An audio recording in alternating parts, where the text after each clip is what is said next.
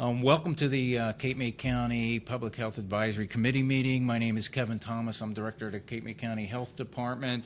I'm the Health Officer for Cape May County. And today's agenda, I'm going to go through basically what our directives are from the state, the programs that we do to address those issues, those public health issues from the state, and we'll have other presenters, including different directors from the various departments within the Cape May County Health Department. First, I'd like to talk about the Healthy New Jersey 2020, which is basically a report that puts out the major directives from the state and provides goals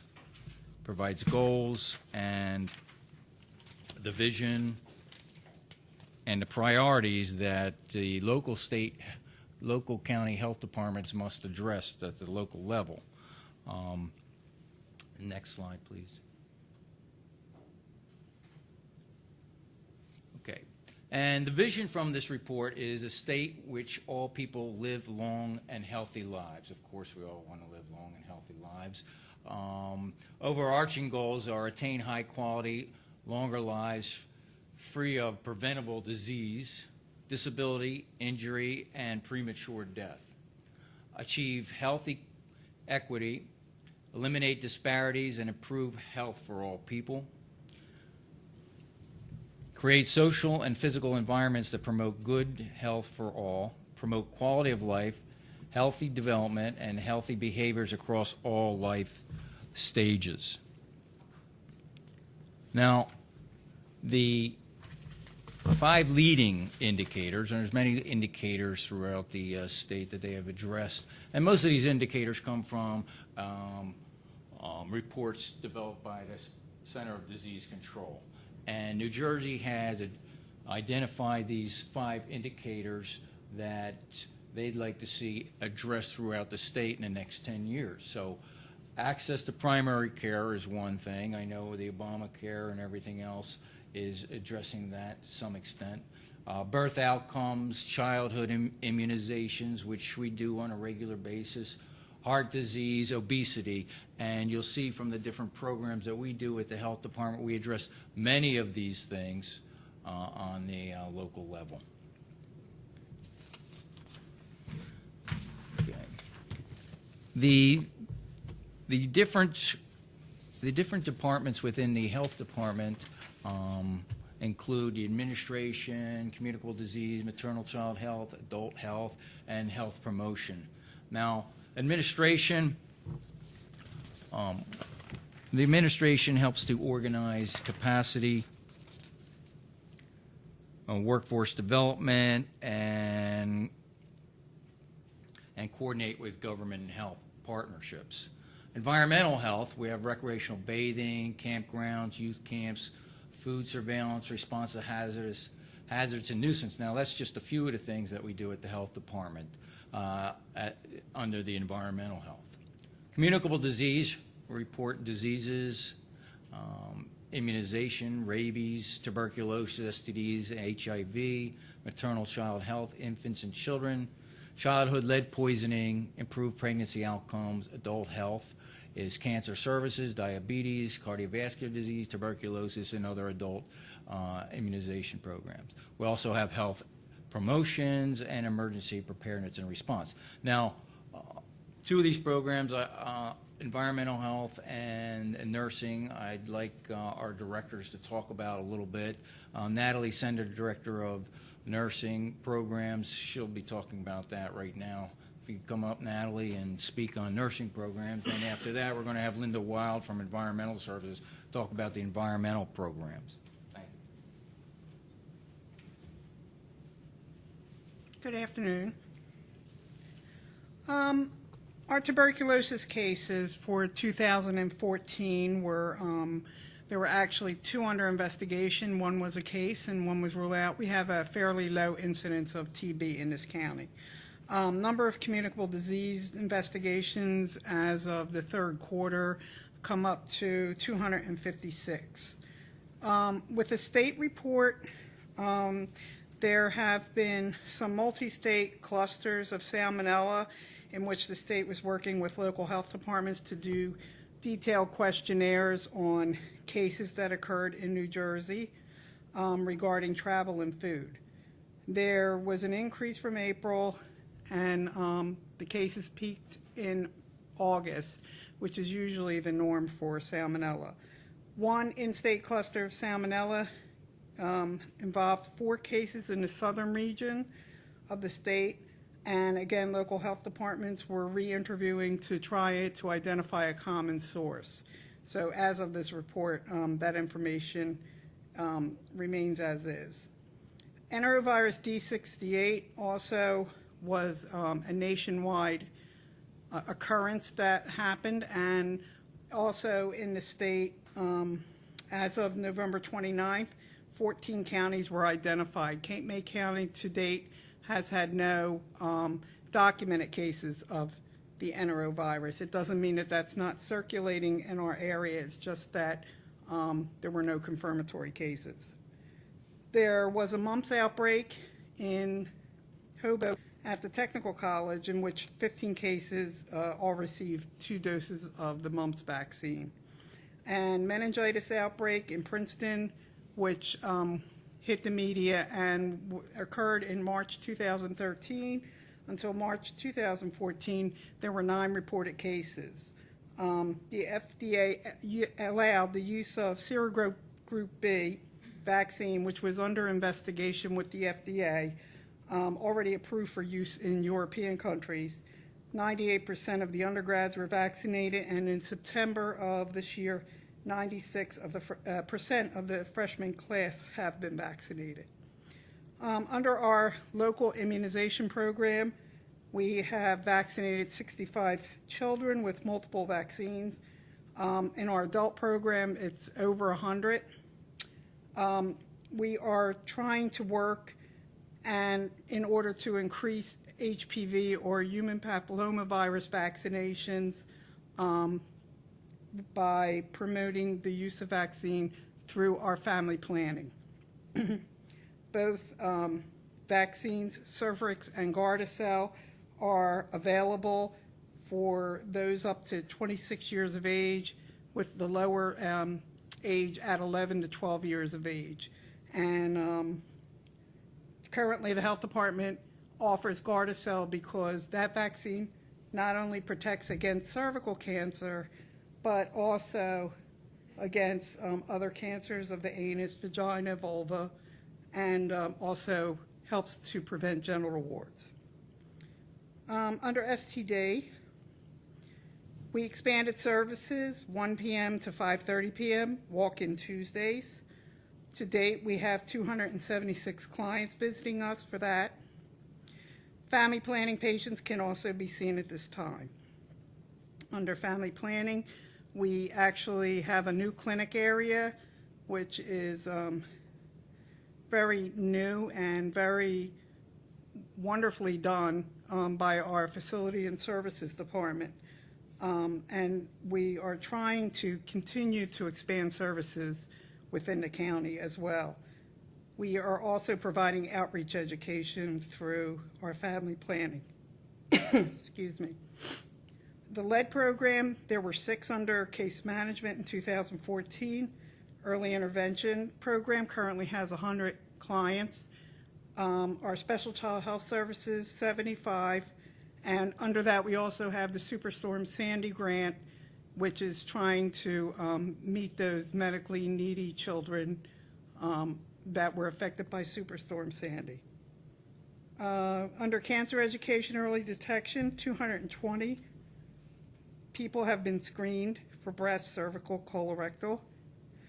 We receive referrals from Volunteers in Medicine, Complete Care, and other partners. Diabetes and lipids testing is 97 year to date. The dental program, 43 under a vital program for seniors over 60 who can't afford to see a dentist.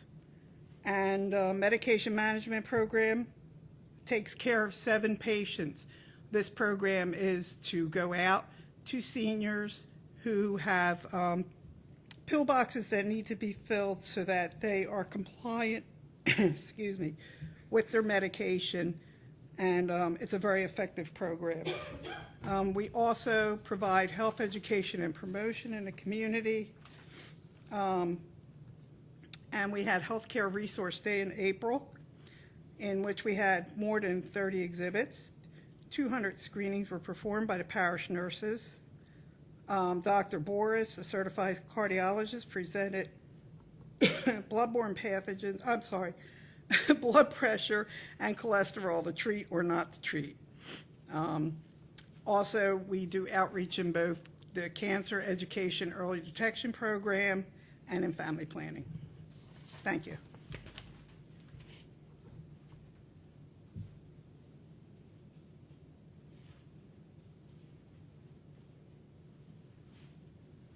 All right, thank you, Natalie. Now we're going to have Linda Wild, Director of Environmental Services, talk about her programs. Linda?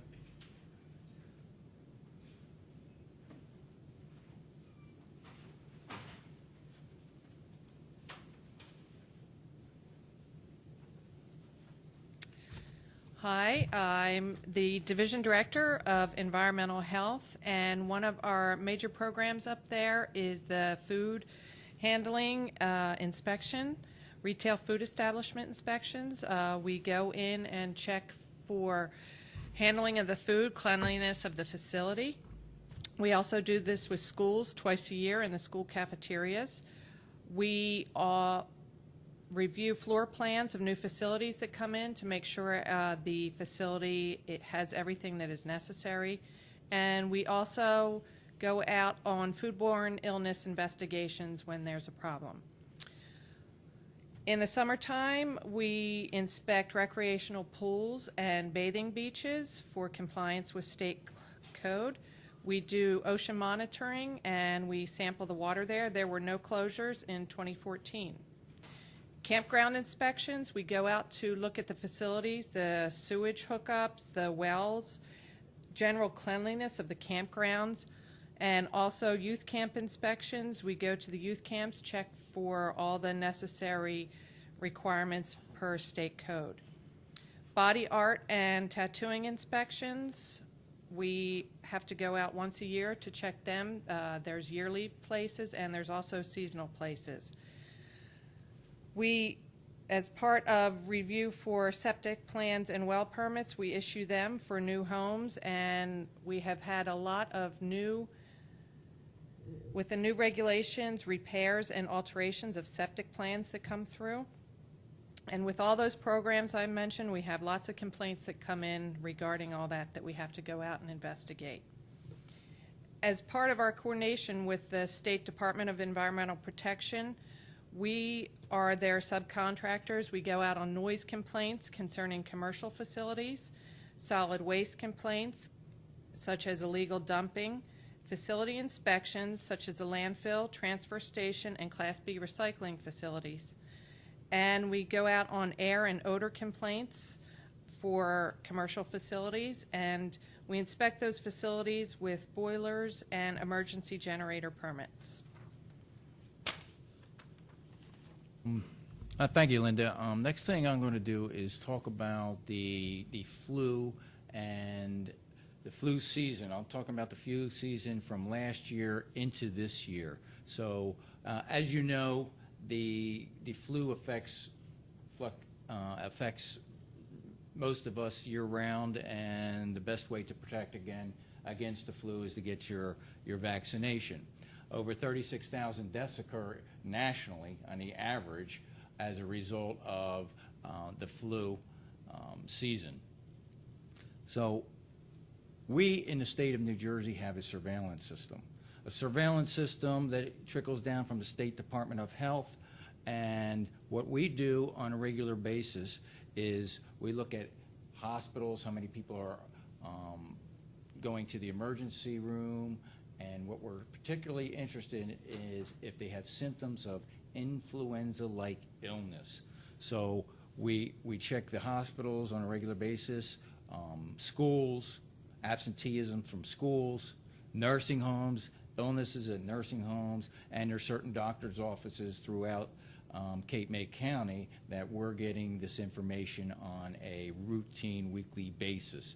Now, the state puts all this information together, and they track where the flu is on a month or bi-monthly basis, meaning that is it high, is it moderate? They have different risk levels. So next slide, please. As you'll see, this year in November, the flu season has not yet started in November. And this is what you see every week, and I send a lot of this stuff out to the Public Health Advisory Committee just to show you where the flu levels are. So this is the rated as low throughout the entire state. Now, next slide.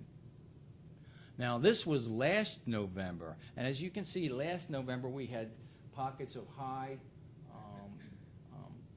spots in November. We had moderate and some low. So it was a mix. It was starting earlier in last year compared to this year. Next. So going on from last year's data and looking at January, now you have high to moderate levels, and January just typically when the flu season really starts to peak, January into February. And as you can see, February is high. Every county is high. Next. All right, and that continues on through April. So the flu season really continues on from December through April, and it doesn't start to subside until you see June. So it was pretty extensive, long flu season last into this year. Now, what do we see today? Next slide, please. Okay, this is across the country as of a few days ago, November 29th, the weekend.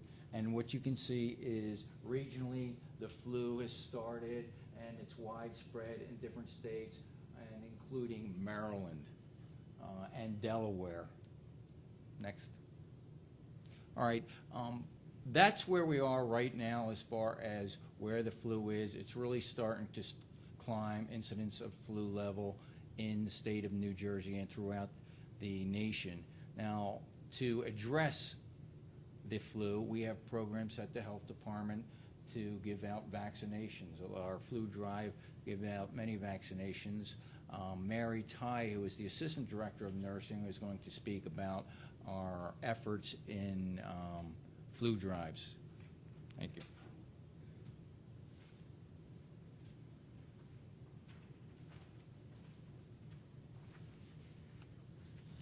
Good afternoon. So as Mr. Thomas said, the flu season typically starts in the month of October, and then we move through the flu season with it peaking towards the end of January, beginning of February, and then it starts to trickle off in April and May. And to help society with this, we certainly, the CDC recommends and the health department recommends that everybody gets a flu shot every year. This helps us to reduce flu-related illnesses, antibiotic use, lost time from work, hospitalizations, and of course, ultimately, you can die from flu. So we try to vaccinate as many people as possible. And one of our major initiatives that we do is the Kindle Flu Drive, where people drive through and get their flu shot. So this year we held it on October 5th from 8 a.m. to 1 p.m. We vaccinated about 2,200 people in 5 hours. It was a busy day. We had over 75 volunteers helping that day from all aspects of the community. We had people from Kindle Ford helping us. We had Cape Regional Medical Center employees helping us. We had Cape May County school nurses here within Cape May County administration. We had facility and services helping us. We had health department people working there. Of course, we had our Cape May County Medical Reserves Corps group helping us. And then also we had Stockton State College nursing students and instructors and Cape May County Vocational Tech School students and instructors helping us. And the day went very smoothly. cars came in, cars went out, and we got a lot of people vaccinated. Hit the next slide. So, overall, we vaccinated about 5,000 people so far this season. We still have some vaccination left. So we're still holding clinics as the year goes on for those that waited to get their flu shot. But you can come to the health department and get your flu shot. Hit the next one. So this is a snapshot of what we did. We did about 4,500 people in 15 clinics in the course of from starting in September until we finished our last one November 15th. In these clinics, we went out into the community with our staff, and in various areas throughout Cape May County, we covered Upper Township, Middle Township, and Lower Township vaccinating. We also shared about 300 doses with different partners that we partner up with within Cape May County, because we are trying to vaccinate as many people and cover as many groups of people as possible. So it was very successful this year, as it is in years past. These are the different options that we have. The freeholders, with taxpayer dollars, we buy doses of vaccine, flu vaccine, and these are the different types of vaccines that are offered out there that we purchase to vaccinate the various groups that are out there. We have the trivalent, which is the standard dose that most people receive. We also had a quadrivalent dose, and that dose we tried to target school-age kids and high-risk people. We also had a trivalent high dose, and that was the one that everybody saw the commercial for the high dose, 65 and older, and everybody doing the jitterbug. So we vaccinated into the senior centers and held clinics here within the department specifically for people 65 and older. We also had the nasal mist, the flu mist, and that age group we target 2 to 49 years old, and those are for the younger kids. They tend, especially around the 4 to 6 year olds, tend to respond better to the flu mist. And then, of course, those that have a major aversion to needles can get the flu mist. Just one thing I do want to address this year is that already we have seen the media talk about how the flu shot doesn't work this year, and that is not true. Sometimes the strand will mutate a little bit, and we call that a drift. And when that happens, the vaccine is not as effective.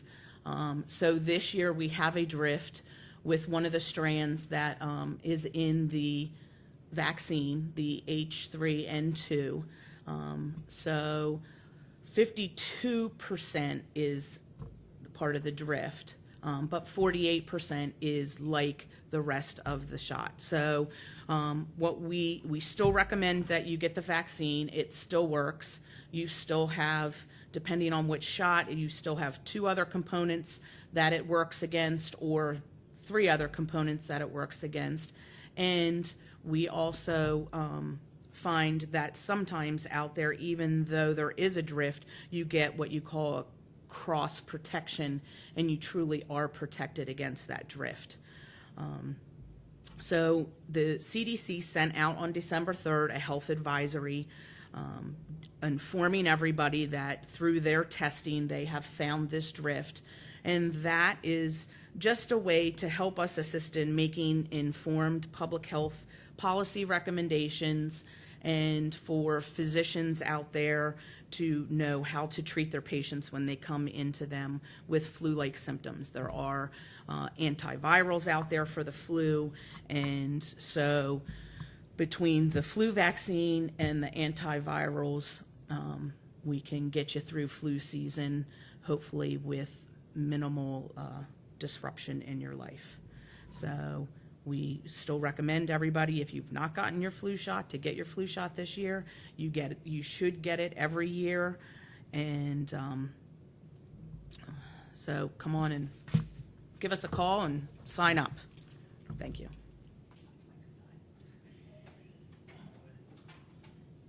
All right, well, thank you, Mary, for going over the flu. Another important program that we have at the health department is our rabies control program. Rabies, of course, is one of those preventable diseases. As long as you are not in contact with the animals, those small animals that get rabies, then you're not going to get that disease. And the problem with that disease is that there's a high mortality rate of that disease, and of course it affects the central nervous system and causes disease in the brain and eventually death. Next slide, please. Now, rabies is carried primarily through raccoons, skunks, fox, and the other one is bats. And in our area, you'll see that it's primarily raccoons. However, we've found rabies not only in raccoons, but with possums and fox and coyotes, and you can name it. But primarily in our region, it's raccoons that are carriers and passing it around. Now, this is the bats. Bats are also a big carrier of rabies disease. You can see that's throughout the entire nation, the bats. And usually the bats that we test, 90% of the bats that we send to the state for testing to see if it has rabies, most of them do have rabies. So it's important. It's important if bats are in houses or homes that you call your animal control and capture that bat and send it for testing, because one thing to keep in mind is those small bites that you may get from a bat, you may not know that you're getting bit, and you can't see that bite. That's how small those bites are. So it's important that they capture that animal. All right, so let's take a look at the cases. One thing we had back in 2013 is a spike. If you notice, raccoons, skunks, bats totals down here, if we look at the totals are nothing. Previously to 2011, you might have one or two cases that came along in small animals. Now, when you got to 2013, there was a spike. It was a major spike, and one thing that we do in Cape May County is we are probably the only ones in the state of New Jersey that drop what's called an animal vaccine packet.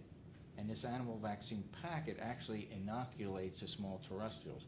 But in previous years to 2012, somewhere around 2010, we stopped dropping that bait. We started this program in the mid-1990s, and we've continued all the way up to this when funds were tight.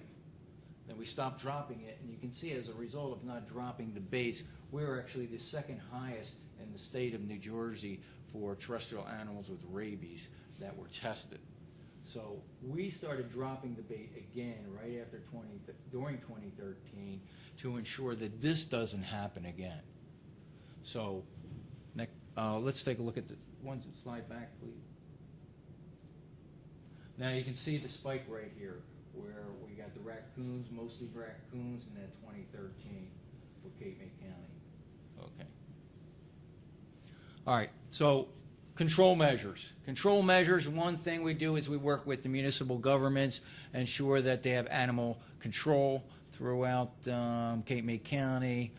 We recommend municipalities to mobilize personnel and canvass their areas and make sure that all your cats and dogs have their rabies vaccine. The health department actually provides this vaccine and free clinics throughout the county, so there's really no excuse for not getting your animal vaccinated. We have a 24/7.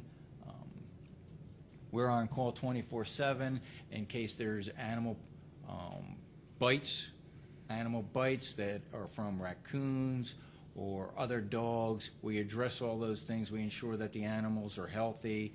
We ensure that the people, if they're bitten and the animals tested positive for rabies, that those people get their shots from the hospital.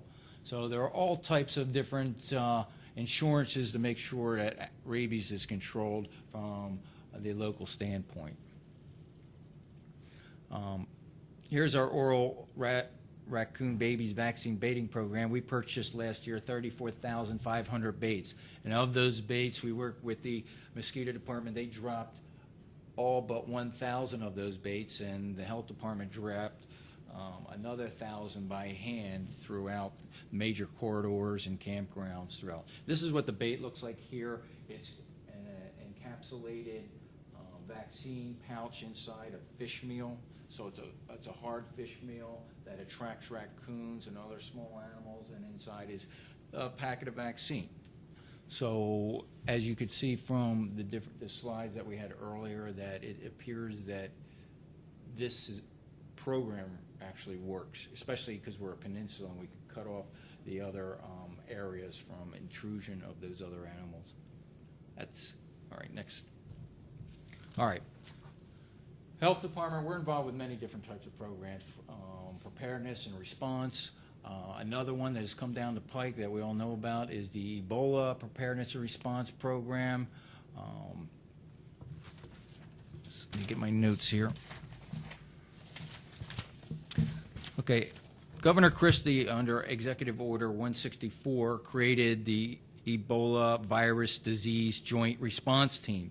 Included in that response team, you have Homeland Security, the Attorney General's Office, Department of Human Services, State Police, Department of Education, and we're also working with the local health departments.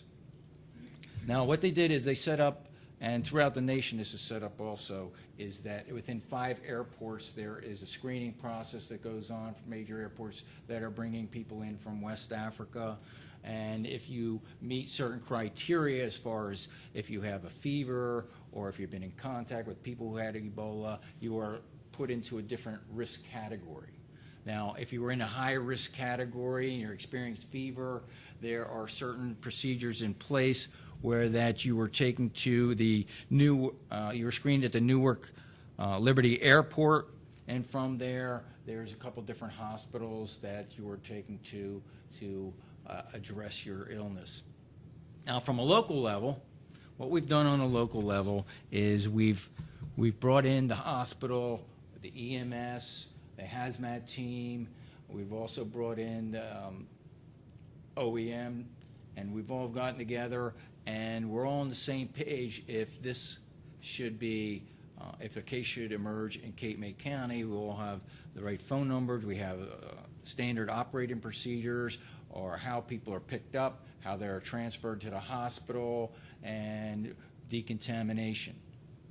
Also, we got together a few times. We talked about the different types of personal protective equipment that should be used and distributed when a person is ill, and how you put it on and how you take it off, and we've gone through that.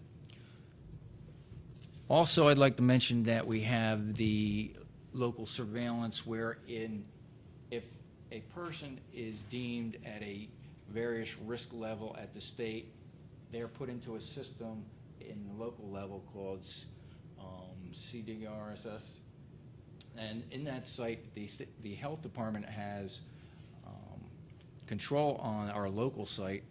And if a person is ill, or not ill, if a person is deemed at a low risk and they're in Cape May County, then they have to take a temperature every day and report it to the health department.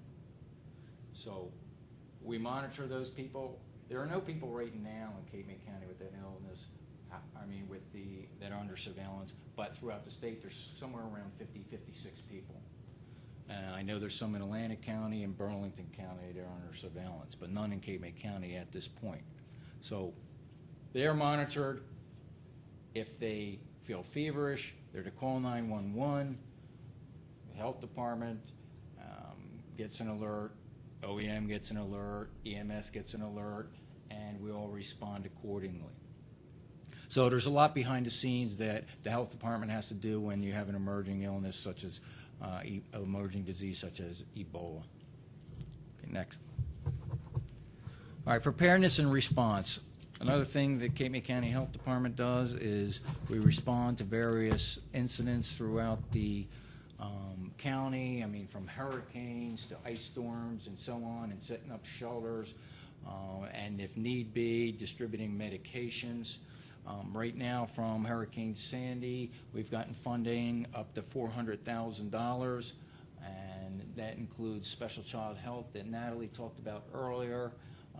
We have a lead grant through Cumberland County where we're testing children for lead, and also we have community planning where we're teaching folks out in the community how to deal with mold and other health issues associated with the effects of Hurricane Sandy. Now, we have, including in our preparedness and response and under the health department, we have Barbara Beck, who coordinates the community planning group, and she's going to talk about the medical needs sheltering drill right now. Hello, everyone. On December 2nd and December 3rd, we had a medical needs shelter activation exercise. And we were given a trailer from the state of New Jersey that I believe was purchased with federal funds. And that trailer can house or be capable of having 25 people housed at a location that we've chosen. And we chose Woodbine Developmental Center to co-locate with the American Red Cross if we ever had to activate a medical needs shelter. The next slide. For this exercise, we designed this to set up the trailer and open up our shelter. We addressed the plan to test our plan that we had. We wanted to set up our cots, to run scenarios to test the proper functioning of the supply request from the MNS inventory, test the layout of the cots that we had and the equipment that we had in the trailer, and also to test the procedures to establish triage for the patients at the medical needs shelter. Our scenario that we used, the next slide, was a hurricane with flooding, which is normally what our scenario is for this type of shelter exercise. And with the help of some of our partners, we set up this shelter at the Woodbine Developmental Center. Next slide. All right, our timetable. On December 2nd, this was mostly the notification part of our exercise. We made personal phone calls out to OEM, FNS, the hospital, Belle Plaine EMS, Woodbine Developmental Center. We also did emails and automated phone calls to our staff here, to our Medical Reserve Corps volunteers, and our other CHP people in our department. We used a system called Communicator Lite, which is a state system. We wanted to test out how the automated computer-generated voice worked out for us, and I'll get into how that worked out later. On December 3rd, our timetable was we sent out the reminder phone calls, and then at 1 o'clock, our exercise planning staff met at Woodbine to set up our registration and everything. 2 o'clock, everybody was to report there. 2:30 to 3, we did just-in-time training. 3:45 to 4:45, we ran scenario cards with all sorts of scenarios we set up. 4:45 to 5 was the hot wash, and then we filled out the feedback forms and repacked all the supplies. Next one. Now, our staff for the exercise. In the Learning Center, we set it up in 2 areas. We did at the Learning Center, and then we did at the hospital. At the Learning Center, we had an EMS person at the triage table that was staffed by some people from Belle Plaine EMS. We had a public health nurse, and we had a hospital representative. We had someone from the ER director at that table. We had at the actual ACU building, is what they call it, Woodbine Developmental Center, which will be our MNS hospital. We had an inventory person. We had patients, our nurses, our facility setup people, which was in the beginning of the exercise. We had the shelter manager. The site manager was back at the Learning Center. We had a clinical manager, a safety officer, and we had evaluators at both sites, observers at both sites, and we had controllers at both sites. All right, just to give you an idea of what it looked like at the entrance to the Learning Center, this is what it looked like there, and we had the golf carts there to run people back and forth between the two locations. In a real-life event, most likely it would be an ambulance that would run the patients that would arrive at the Learning Center back and forth, not particularly a golf cart, but a golf cart would be available if necessary. Next slide. This is entering there. In a real-life event, we would not have the chairs set up there, a registration table. When they would enter the Learning Center, there would be tables set up along the front, and that's where they would register first with the American Red Cross, and then down further they would come if they were thought to be a candidate to be in the medical needs shelter for evaluation further down. Triage, the next two slides are just a couple pictures of triage, how it is set up. When they walked in, they went into the triage. The second one just showing you the triage. We had a mental health counseling area set up. That is one of our Medical Reserve Corps volunteers that is doing one of the scenarios with a mental health patient card. And then just a better picture of the transport in the golf cart to the hospital. The hospital is only, I think, about 500 feet. You can walk to it if you wanted to, but we did this with the golf carts. This is our medical needs trailer that's parked outside of the hospital building where we'll have the shelter. It's a 30-foot trailer that all these supplies are loaded on.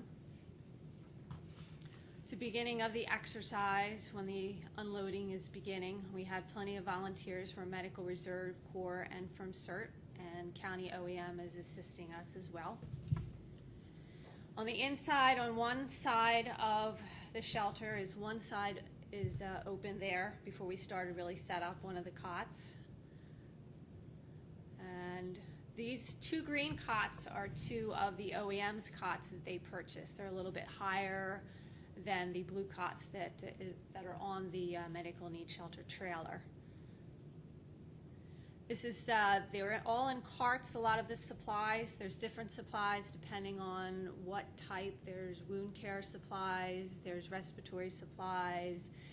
I think there's a total of at least 9 or 10 of these type of roll-off carts that come off, and then there's cots, there's chairs, there's all sorts of inventory.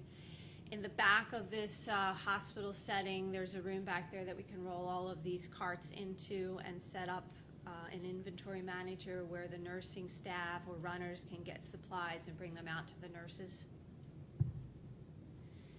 This is the one side of triage where we have some of the cots set up and we have some of the patients or the players playing patients.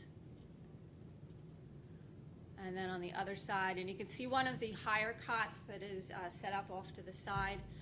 That is one of the cots that we bought. It's a higher cot for those that a person that's going to be having to stay longer, and it would be easier for a nurse to be able to treat a patient in there. It's still not a real thick mattress or really perfect for long-term stay of patients, but it's better than the real low cots that are there. All right, now from the evaluation and hot wash forms we got back, these are some of the comments from some of the participants. Most of them said that the triage had worked well, but a one-page triage matrix would be good.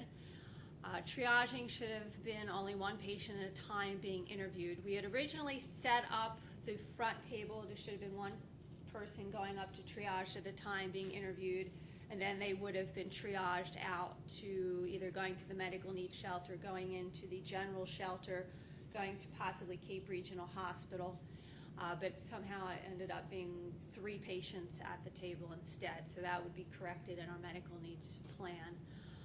Nurses best utilized as nurses, not in other job functions.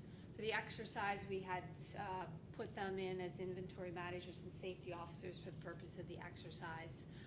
Longer playtime necessary to make it more realistic. We had only allotted like an hour for playtime, so they wanted a little bit longer for playtime. More drama, they wanted more drama in the play. Inventory of the M&S trailer should be better identified. Supplies. Cots were not ideal for long-term patient care. Most attendees were very appreciative of the opportunity to see the general functioning of the shelter. Most everyone thought that the developmental center was very useful for the setup and functioning of the shelter. Most everyone would like to see more training on the M&S inventory and the operation. We did use small handheld blue radios. They did not work well on long-term functioning from Learning Center to the hospital. We had a little problem with the trailer not arriving on time, creating some delay in play. But the unloading of the supplies from the M&S trailer, once it got started, it was very quick and efficient once it did begin. So then the lessons we learned from this is we need to do a triage matrix that's as simple as it can be. And then we need to also use the large handheld radios, especially when it's in longer distances. The small blue ones are fine when they're inside the building, like we use for the flu clinic.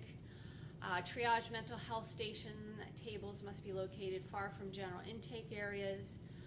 Nurses definitely have to be in nursing jobs, and I think in a real life event, we are probably very in need of using nurses as nurses in general anyway. And we definitely need to do advanced training and more in-depth training prior to opening the shelter, as long as time permits and it's not a rush to get the shelter open. So moving forward, we're planning on reviewing and updating the existing medical needs shelter plan to incorporate all the lessons we've learned. We're going to go over all the forms that we used during the exercise and make any changes to the forms as necessary. We're going to look over the triage procedures and incorporate the best practices. We're going to discuss the utilization of the different types of cots that we have for maximum comfort, and we'll look to see if we have any funds available to buy any better cots for the purpose of the shelter. And we're definitely, the most important is to develop and provide training programs for the medical and non-medical staff that will be involved in the medical needs shelter. The exercise planning team that put this together are Kevin Thomas, myself, Elizabeth Goodman, Karen Lewinsky, and Christine Matthews that put this all together. And I would like to thank all the players and participants that were part of this exercise. Everyone did a very good job.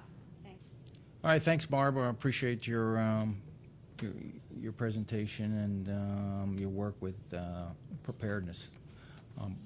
Last, we have Tony Robinson, who is the hazmat coordinator and CBRN coordinator for Cape May County. Talk about some of the training and drills they have to do to prepare to response in Cape May County and regional now. All right, good afternoon. My name is Anthony Robinson. I'm the CBRN Task Force leader for Cape May County. Next. Cape May County CBRN Task Force stands for Chemical, Biological, Radiological, Nuclear, and Explosive Chemicals. That's what we deal with. It's a task force. It's made up of different groups, EMS, fire, law enforcement, health, hazmat technicians. We have a task force leader, 4 deputy coordinators. 1 is north, 1 is central, 1 is south, and 1 is from the health department.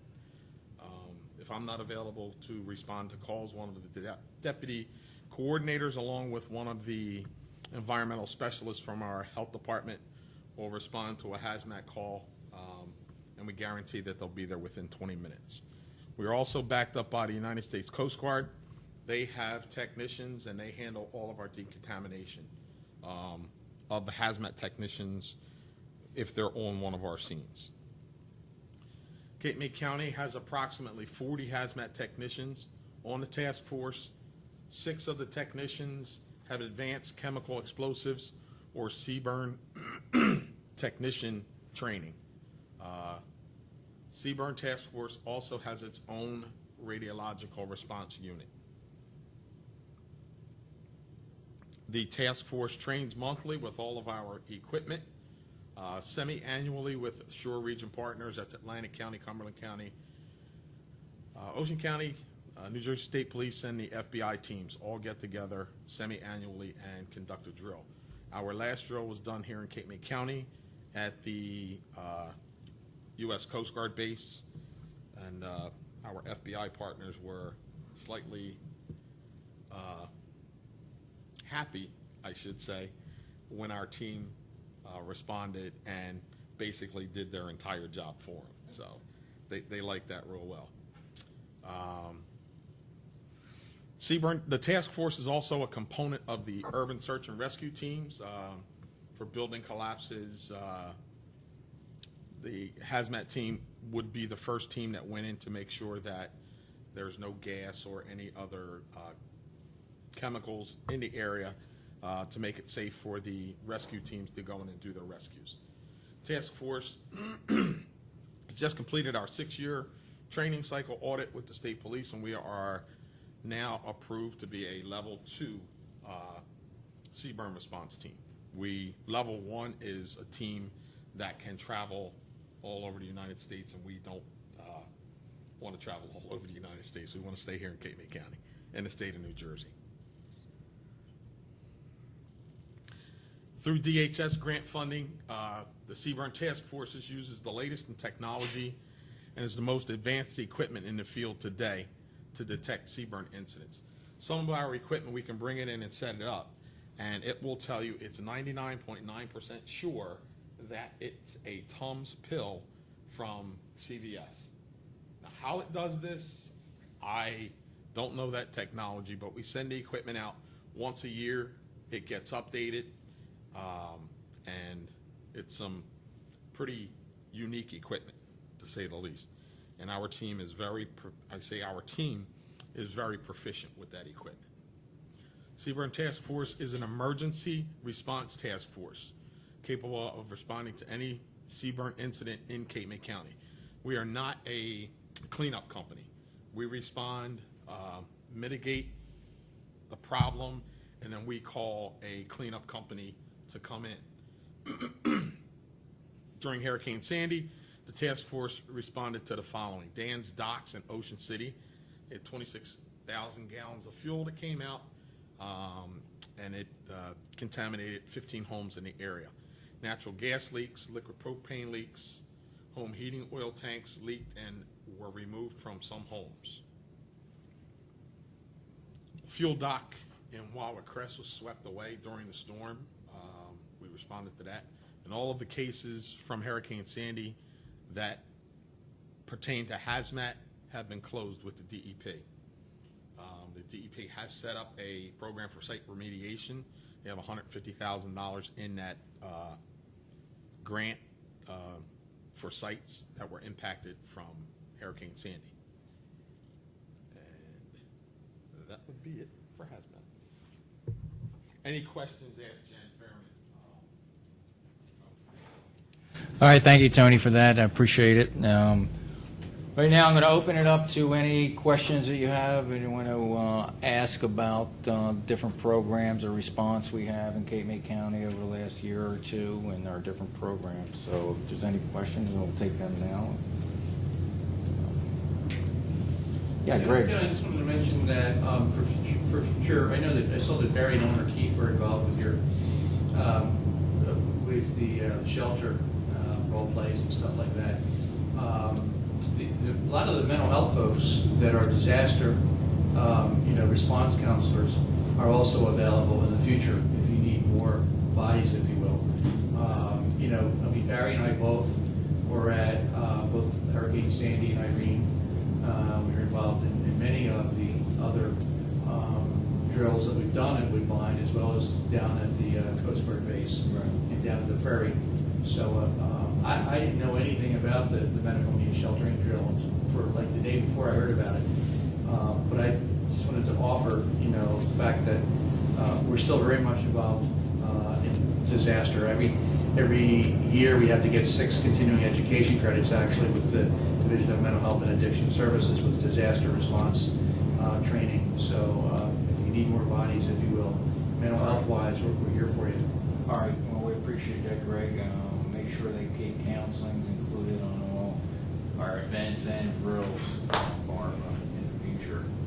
I know Barry Keith was with us Yeah, during yeah. that drill, and we know that mental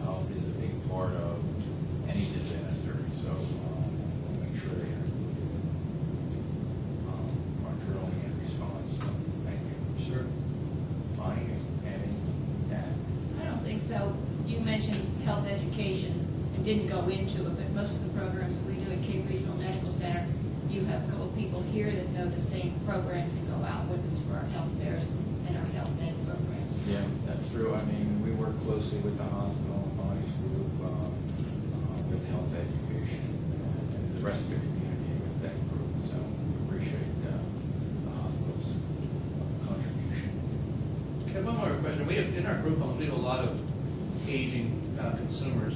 I wanted to double check, what are some of the specifics around getting the pneumonia shot? You know, everyone has the flu shot. We've gotten all the flu shots for all of our, all of our adult residential consumers. But where do you get the pneumonia shot? At what age do you get it? How long does it last? Yeah, well, that's been a little bit of a controversy this year. Okay. Before this year, wasn't a problem getting your pneumonia shot at the health department. We had no problem. We did have pneumonia clinics and so forth. However, Natalie will explain what the problem is.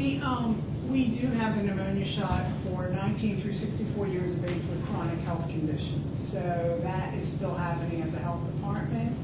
Unfortunately, they've come out with a second pneumococcal vaccine, which was given to children for years. And now they've gotten licensing to put that into the adult. So people 65 and older, never having a pneumonia shot, should receive Prevnar 13 for the first time. And then follow up 6 months later with the other pneumococcal shot that we've been giving for years. It's just that it works better to have that vaccine on board. Unfortunately, Prevnar 13 is an expensive vaccine, more expensive, almost twice the price of the pneumococcal Pneumovax 23 vaccine that we, would normally give and are still giving for that 19 to 64 group. But the recommendations have changed now for seniors to have that Prevnar first, followed by Pneumovax. In the 19 to 64-year age group, is that every year they get that? No, no. Or every 5? Once. Only once? Oh, Once okay. before 65 and then once after 65. Gotcha. Now, what's the price on that? What's the pricing on it? On Prevnar, Yeah, you gotta get, now it's it's a series probably of 2 shots.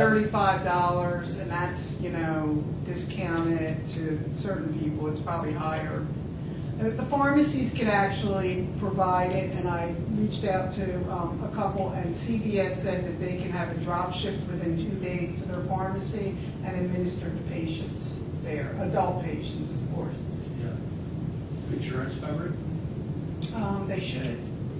They should. Yeah, see, that prohibits because of the cost, it prohibits the health department from going out and buying a lot of shots. Oh, To do sure. this double shot. I mean, we can recommend you go here or there, but, I mean, in the regular flu shot, how much was that before? It wasn't much. For flu vaccine? Yes. I mean, pneumonia. Oh, pneumonia, Before. it's probably, I don't know, maybe like 60-something. $60. So now you have to add 60 because it's 2 doses under 130. Now you're 180. So it's a little cost prohibitive for us in Almost stores. as expensive as the shingle shot. Yeah. Correct. Yeah. Is that it? Anybody else? Well, if not, I'd like to thank everybody for coming and I appreciate your input.